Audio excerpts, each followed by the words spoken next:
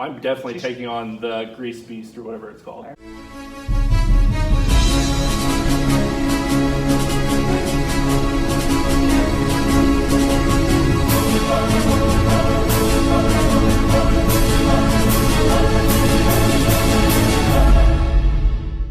Welcome to the Other 23. My name is Earl, and I'm here with Drew Spuller of Whiskey Pines and the Cheat Meal Pod. And before I get into any more about you, I just want to say the reason that you're here in South Florida from Indiana is to have a cheat meal with me. No other reason. Not because of all of your other entrepreneurial activities. You came here to have a cheat meal with Joanna. After we did the Cheat Meal Pod, you and I talked about it, and we were like, we have to go do this at some point. And we said the next time I'm in town, we're definitely going. And I had texted you and Joanna, I think it was like 2 weeks ago, and I was like, yeah, I'm coming in town. And immediately Joanna goes, so what day are we getting the burger? And I was like, I'm in. Exactly. So I'm excited. The Other 23, as you kind of know, because you helped me a lot with my podcast and you kind of followed along, is helping to understand what people are doing outside of the gym that really helps to develop them. So how does a cheat meal help? So the way that I've always viewed it is, for a long time when I'd work out hard for an hour, and then like you were talking about the Other 23, you kind of just let it go. You don't worry about sleep. You're just like, if I do the gym stuff, I'm fine. So what I really started focusing on over the last kind of 6 months to a year is, like you're talking about the Other 23, making sure that I'm putting the right stuff in my body, getting enough sleep, which is something I've always struggled with. I usually don't sleep very well, but I've made it almost kind of a path to be like, hey, you have to try and get in bed by 11. Like, you have to do this. And so the cheat meal really started coming about of, I want people to celebrate it. Like, look at it as a positive, as opposed to, oh, I can't believe I cheated again, like I'm failing on my diet. I want people to look at it and be like, no, that's something I'm looking forward to. I've rewarded myself from doing everything I'm supposed to do, the days leading up to it, and really embrace it. Look at it as something that's fun. Like, instead of being like, well, I've cheated 4 times this week. You're like, no, like, you were so worried about being perfect that you stopped looking at like the fun part about it. These are our lives. We only get like one shot at this. Enjoy it. So the cheat meal, and I love food, so that helps. By definition, is the way you're saying, it's kind of a necessity. And kind of to backtrack, you do multiple things. So you do Whiskey Pines, which is a clothing line and just a the best way to describe it, I've always something brand. What's the word that I'm looking for? An apparel brand. But it's a lifestyle brand. That's the word I was looking for. Lifestyle. My biggest thing that I always tell people is that the way to look at Whiskey Pines is, we all kind of grew up with the country club lifestyle being something that what people attained with a certain dollar amount. Like, if you made this so much money, you'd be able to be a part of a country club. But what everybody's really looking for is a sense of community. Whether it's at a gym, whether it's at a country club, whether it's at work, you're looking for something to be a part of. And I realized that I'm never going to be able to make enough money to be a part of a country club or be a part of this elite society. So I was like, what if I kind of created a fake sounding country club that people can be a part of? You can wear the apparel, you can listen to podcasts, but something where people feel like, yeah, they're going through the same thing I'm going through, good, bad, or indifferent, but you feel like you're a part of something. So you started with lifestyle community, apparel, moved into the Whiskey Pines podcast. As you were doing that, I contacted you because we're trying to do as much as possible to reach as many people as we can, and podcasting is an avenue. And I'm like, how do we do it? And it's at that point that you started launching the Cheat Meal Pod, which talks to people in kind of the fitness space. And obviously you dive into the cheat meal, but it just kind of gets around just all aspects of fitness. Yeah, so you're doing a lot of different things, and you work what people call a real job, right? Yeah, I think the best way to describe the Cheat Meal Podcast is we want to interview people and to show off their adventure, their journey. Like when we were talking to you, how did you get into this? And then we can also start talking about the food aspect of it, but we want to show off that everyone's gotten to where they are by a certain path. Like, it's everybody's path is different, but being able to say that, hey, Earl was able to do this, and then he just slowly started doing some stuff at a gym, and then all of a sudden he was like, you know what, this is kind of a passion of mine, and grew from that. I think hopefully people listening to that hear it and they go, I mean, it's not the normal route, but I can do it too. Or I can be a fisherman, or I can do this. Like, you don't need to go on this specific path to be what everybody expects you to be. And I think that's why I like almost all podcasts to some degree. Mm-hmm. Anyone who listens to it is going to get some piece of information where they go, oh, I can do that. Or even if it's not what that person's doing, I can do something that I want to do that resonates with what you're doing, because it's similar tracks. Yeah, absolutely. And, so it's very inspirational, and it always, even if we're goofing off talking about cheat meals, it's still, you can still inspire people, as crazy as that sounds. And I also think you're absolutely right with the inspiration part. I think being able to show off that, like, what people do on a day-to-day basis, whether it's in the gym or not, the things people do are inspiring. Right. Whether it's fitness or not, but it's really cool to hear people's journeys. But being able to show off and like what you do with your social media stuff and being able to show people that it's not as daunting as it may seem. I think people look at the fitness industry especially and they're like, well, I can never do that. That's very intimidating. I don't even want to try. And I almost equate it to dating a little bit, where going up to talk to somebody at a bar, you're so nervous. And the other person's thinking the same thing of like, I'm nervous to do this. Like walking into a gym. Right, walking Very into a similar gym. feeling. You walk in and you're like, That's a good analogy. You're like, I don't know if I feel like I'm up to being able to do this. Like, I think everybody always has that self-doubt of like, I can't do that. Like, why would they be accepting of me? When the other end's like, I hope they come in here because we want to talk to them. So I had a question, and I'm not just going to jump to what you just said though. I pretty much know the answer because I think this is just human nature. Mm-hmm. You still have, being that you've got into the fitness space, you're now multiple podcasts, you have an apparel line, and you're doing things, now professionally in Indiana, you're doing all these different things, really, really just high level of success in my eyes. You still have a lot of self-doubt, I bet. Oh, absolutely. All the time, right? Everything I do. Every single day. Yeah. Thanks. I It's literally reassuring to hear that. I literally wake up and, I mean, as much as I enjoy everything I do on a day-to-day basis for my actual job, I feel very comfortable with it, but also there's part of me that I go into every meeting that I'm in and I'm like, I don't know what I'm talking about. Like, how are they going to believe me? And then you get in the conversation, you're like, oh, I don't want to say an expert in the field because it gets overused, but I do know what I'm talking about. And I think there's so much self-doubt of going into things where people are like, I can't do that. And then once they get in the swing of things, they're like, oh yeah, I understand what's happening. And I think that's very similar with coming in the gym where you come in and you're like, oh, I can never do battle ropes or I can never do a pull-up. And then all of a sudden you show like the TRX bands where these are other ways you can get to that. And all of a sudden 6 months down the road, they're like, oh, I can do that now. And it's so daunting to get people to want to walk through the door. That's the hardest part. And once you're there, if most gyms that I've been to are very inviting. I mean, it's the way every walk of life is. There's good and bad things everywhere. There's good and bad people, there's good and bad gyms. But I think the ones that are the most successful for people aren't necessarily the ones that put out the best athletes, but it's the ones that make the people feel the most comfortable and want to come back. Whether they're always going to make the gains if they stick to the program that are right, whether it's getting leaner, whether it's getting stronger, whatever they want to do, they're going to get it done.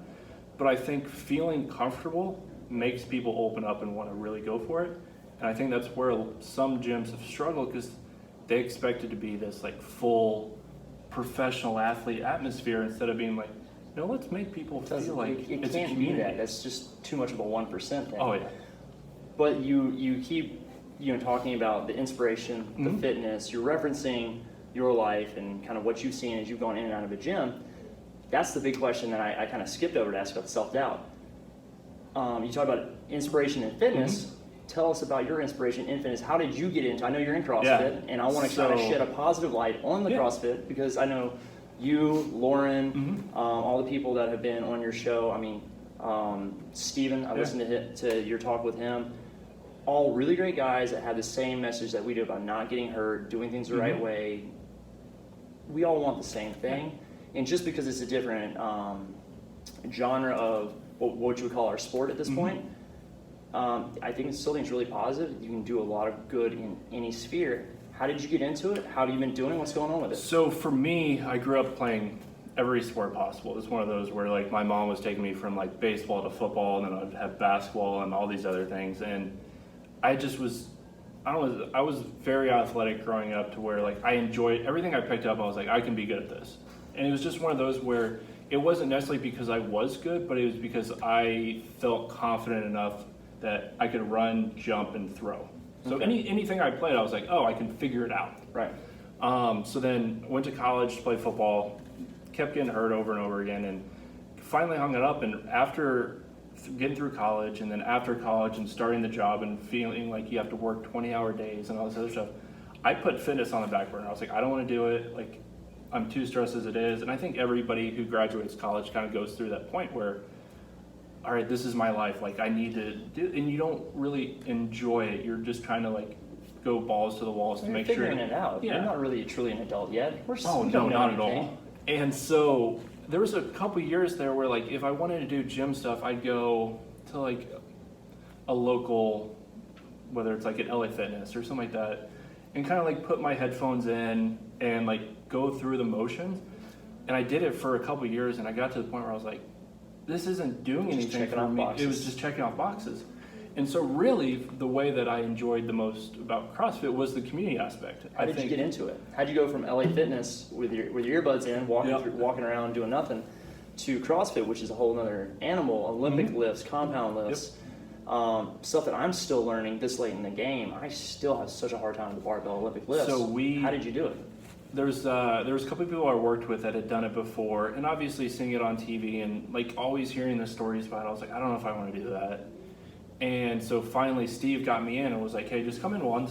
He was like, and I was like, all right, that's fine. How'd you know Steve? So Steve is really good friends with one of the ladies we work with, Colleen. And so she was like, you got to try it out. I was like, all right, I'll try it out. And so I'd just been going to LA Fitness over and over again. I was like, I got to try something new. Okay.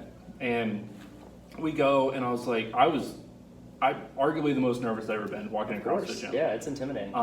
Even being quote unquote halfway athletic, like even me walking out, I was like, I'm not gonna be able to do any of this. And so we go through it. It was just the very first workout him and I did together. It was more like bike stuff, box jumps, like stuff to be like, all right, you can move. Well, those athletic moves, right? But it was more like he was testing out to see where I was. You're working from directly with Steve. Yeah. And just to clarify, Steve's Jenkins the owner of CrossFit Hideaway. Yep. He was the owner, and so we're doing it together. Work with the owner. That's pretty cool. And so it was one of those where seeing him there, and it wasn't like I walked in. He was like, "By the way, I want to introduce you to so and so. They're going to be taking you through it." Right. And like, all right, well, you were my contact. He creates a community. Right. And so we went through that, and then they had a beginner program where you start going through the motions and you start figuring it out. And I was lucky enough the weight coaches that I had growing up in high school and college were big on Olympic lifts. Yeah. So I had an idea of how to do them. Obviously, it was like 10 years previously, but I still had an idea and they may not have taught movement. Right. So I still had an idea of the movement. And once I started getting into it, and I'd say for the first 6 months, every time I walked in the gym, I felt nervous. Yeah. Which was a good nervous because it was something I hadn't felt in a while. The competitive side of me, I feel like had kind of gone stale. Okay.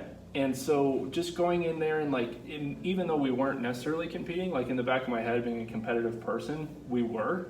Like even if it wasn't out loud and said between people, like in my mind I was like, I want to beat that person today. And so that part of me kind of woke with up. Somebody. Right. Just do a good job because there's an accountability because there's other eyes on you. Yeah, so like even me, like even if I lost to him, like in my mind going up against it, it was a way to compete again.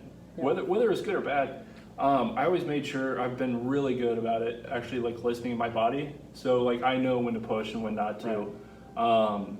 I think it's probably because I got hurt so much growing up in high school and college where I knew like the small tweaks or like the small signs to be like, hey, you need to back off like 10%. Right. So it's been really enjoyable being able to wake that competitive side of me up again of, all right, like you don't have to compete in everything, but there is an avenue for you to kind of show off that you're making progress. Right. Instead of just loading in an app like I did 135 on squat and then I did 225 for one rep and like just loading it in, not having like a barometer. It's more like, all right, can I push myself?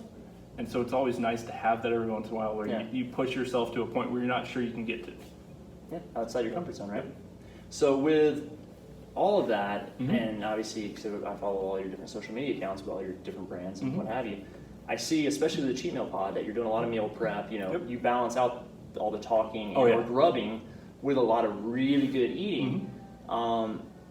So is that something now become a way of life to go along with this Oh, healthy, absolutely. this healthy habit of CrossFit that you I picked up? think the CrossFit part of it was big, but for me, it was always, say I would meal prep, and by like Wednesday, all of a sudden I was grabbing Jimmy John's the way home. Like, it got to the point there for a while where I was like, I'm not doing, like you're talking about the other 23, I'm not doing the stuff outside the gym that's going to help me.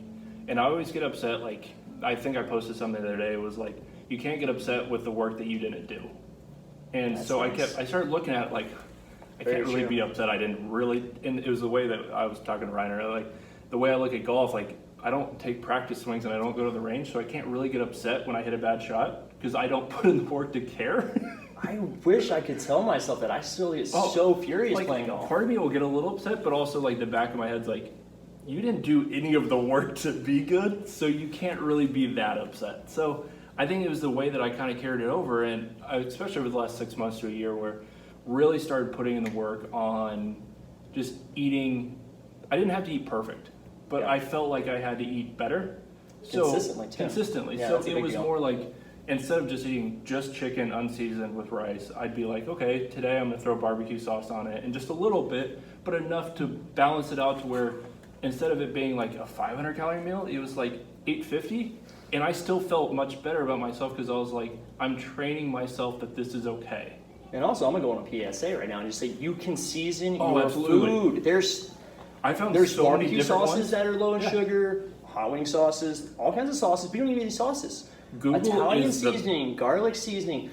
I come in every day and I'm eating oatmeal and eggs, like just scrambled up mixed together. And I open it up and I say, "Oh my gosh, what is that?" I'm like, "It's oatmeal and eggs." They go, "It smells like gourmet dish." I'm like, "It's seasonings, seasoned food." I will say the funniest Healthy part food about can it was taste good. once I started actually Googling some of the stuff of like what are good seasonings and like things like that, I was like, oh, I can use all this?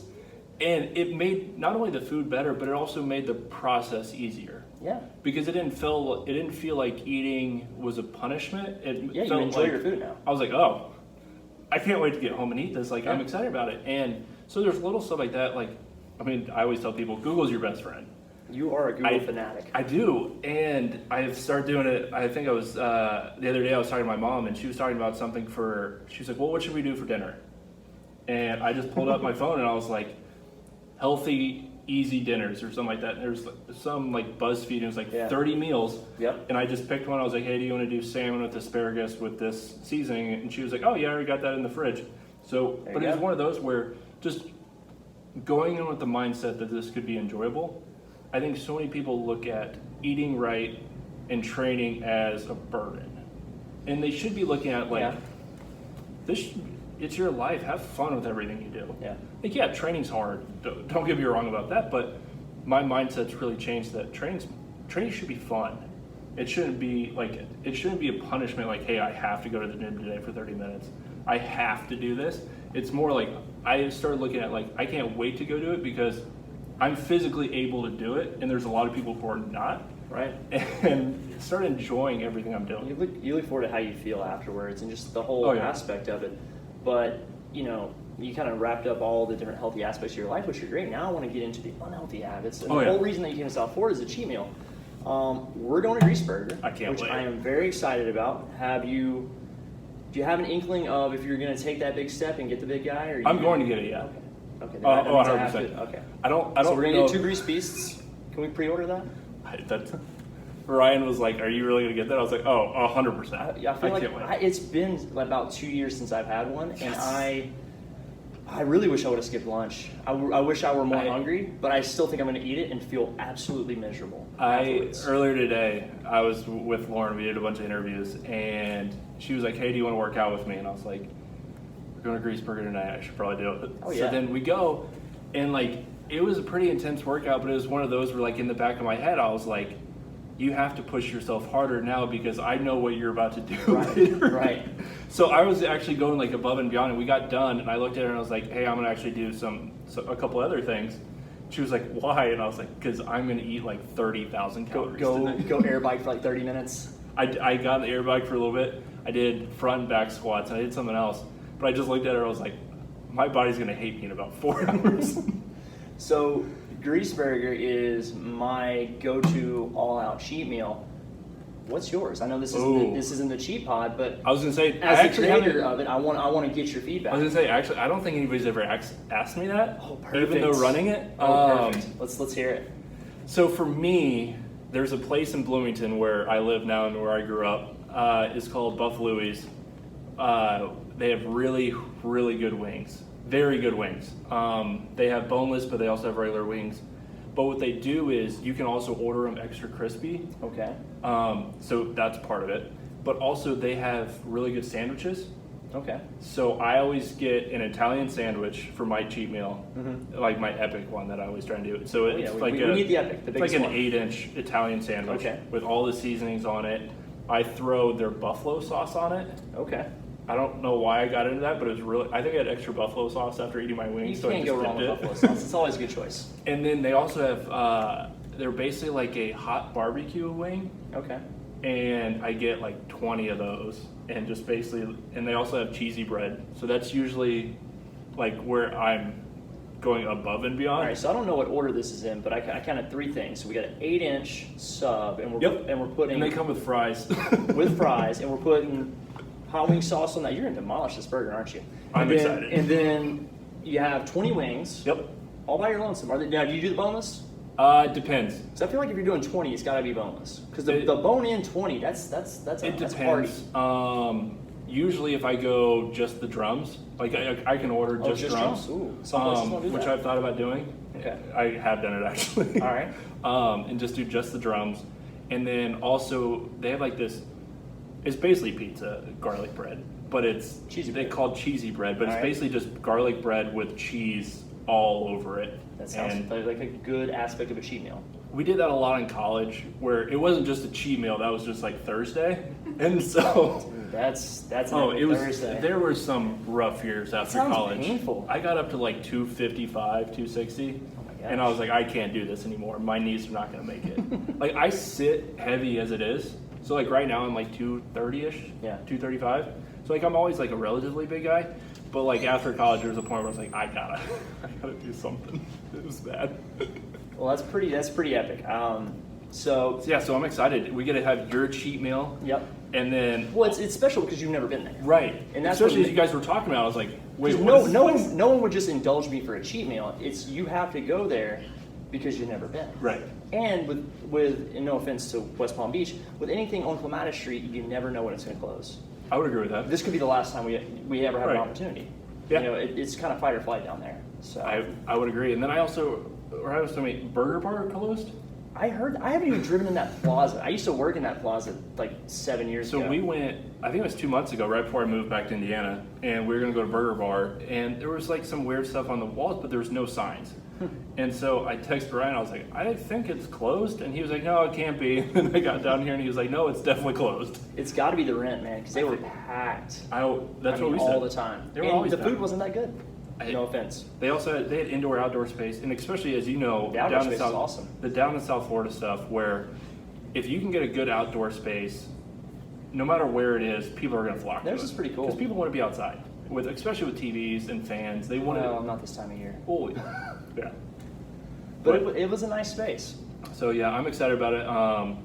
Never been a grease burger, so it'll be fun. Cool. And obviously, I think as you've built this incredible place here, but I also think it's all the friendships that people have been able to build with you, and especially you being in Abacoa here. Yeah. That's a big aspect. Being able to see so many people, like you had somebody walk in off the street as we were getting ready to do this, where it's, if you're off in kind of like a space that doesn't necessarily work, you don't necessarily have that aspect that is like you're a part of the community. Right. There's no going back to a light industrial space from here. We can only stay commercial. Yeah, and I think, which is because you build out the space incredibly, but it's being that whole community aspect. I always go back to it, where if people feel a part of something, they put more into it from themselves, whether they own it or not. They're like, I want to help that person. But they also need it because they need the accountability, they need the structure, they need the discipline, because you mentioned a lot of the undisciplined habits you had back in Bloomington version 1. Yeah, I still struggle daily when it comes to my sleeping. I think that's the thing that I struggle the most, is the most unhealthy aspect of my life, is my sleeping. I think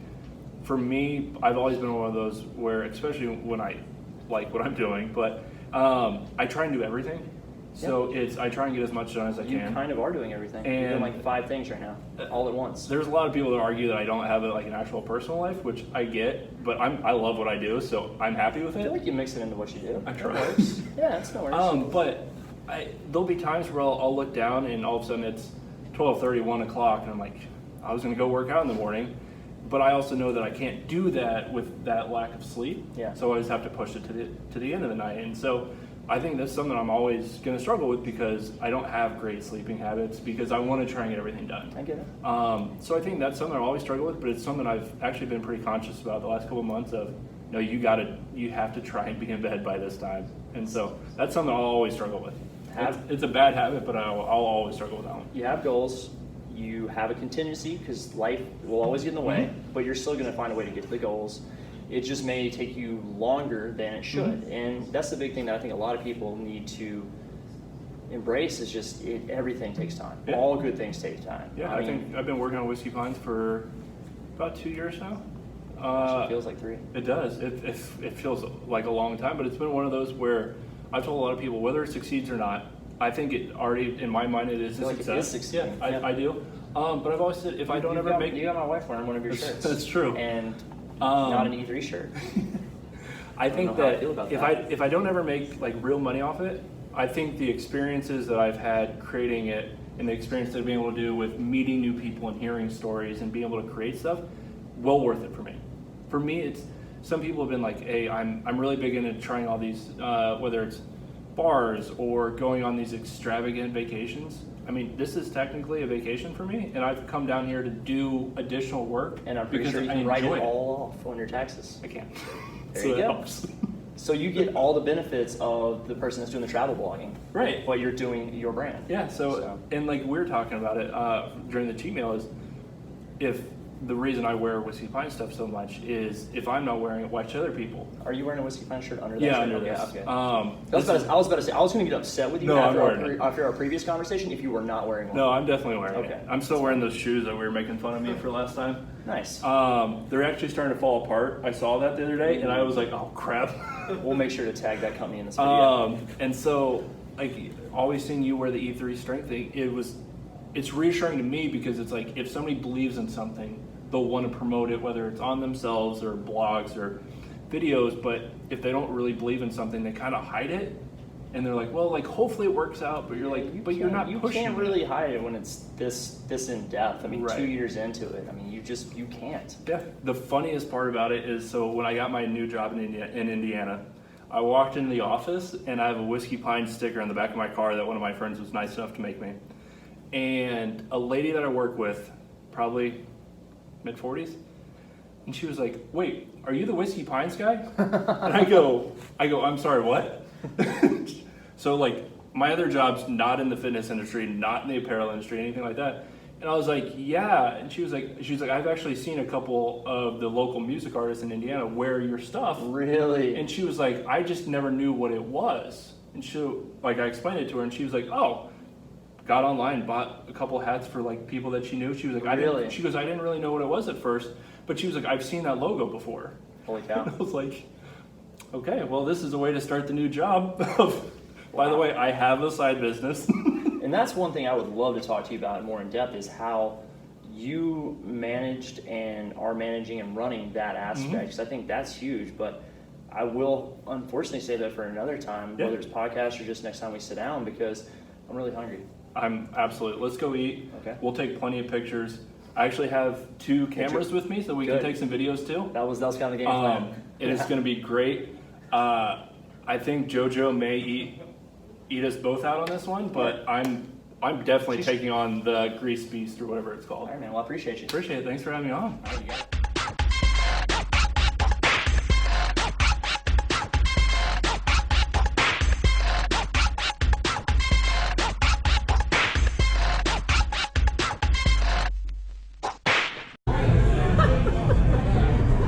Great for him, John.